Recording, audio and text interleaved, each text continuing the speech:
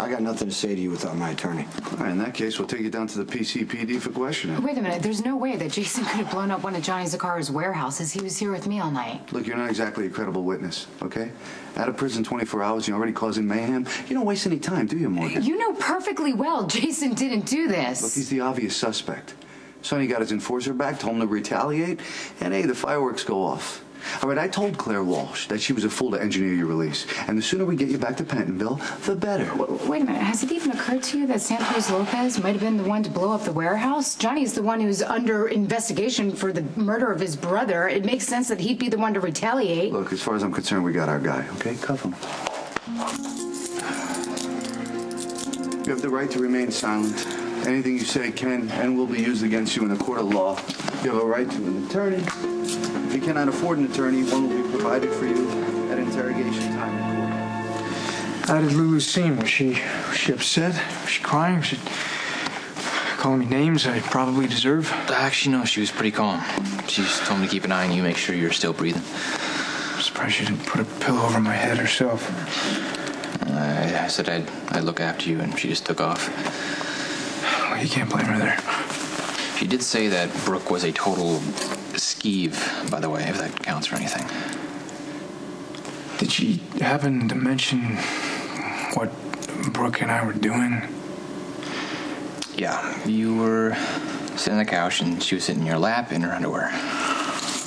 Oh, my God. Oh, this is so freaking bad. She's gonna think I'm a total dog.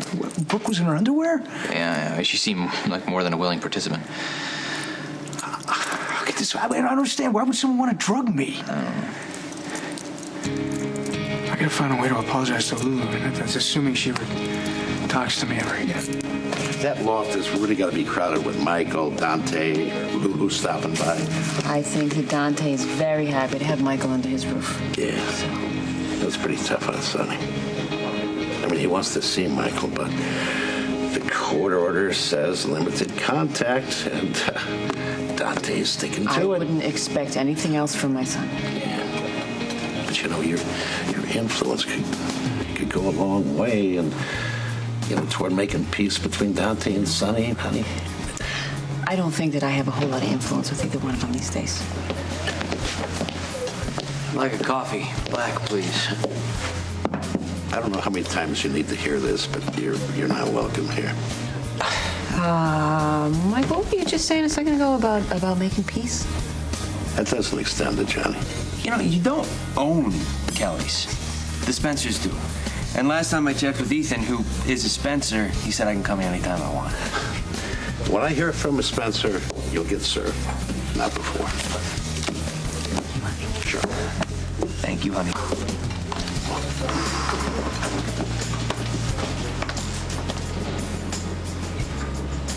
Well, at least one of us got coffee. You know, you keep pushing this vendetta with Sonny.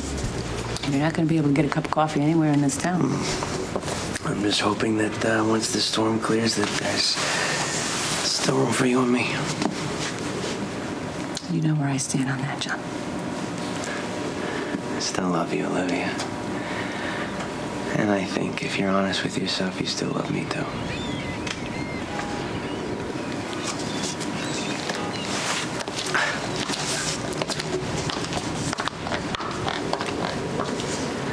It wasn't actually a positive experience for Brenda. Brenda wasn't a picnic for you either. In fact, looking back, she was pretty immature. Yes, she did have a way of turning me inside and out and back again. You and Brenda were flawed, yes, but who isn't? There was a reason you two were drawn to each other. I do admit she did bring out the best in me. Mm-hmm. You and Brenda were good. You were really good. Yeah. You were happy. Right. And the happiest I've ever seen you. And as your friend, I just want you to be happy again. So if you don't want to email her, just call her. It might be nice to hear her voice. I don't know.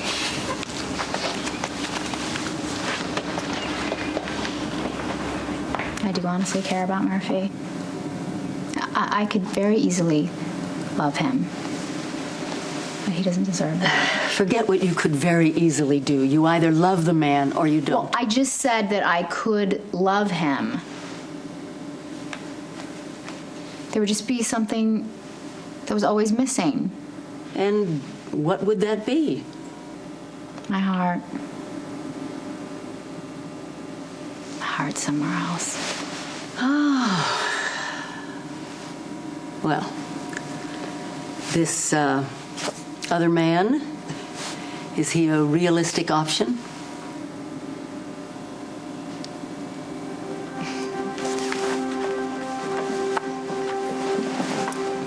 No, he's not.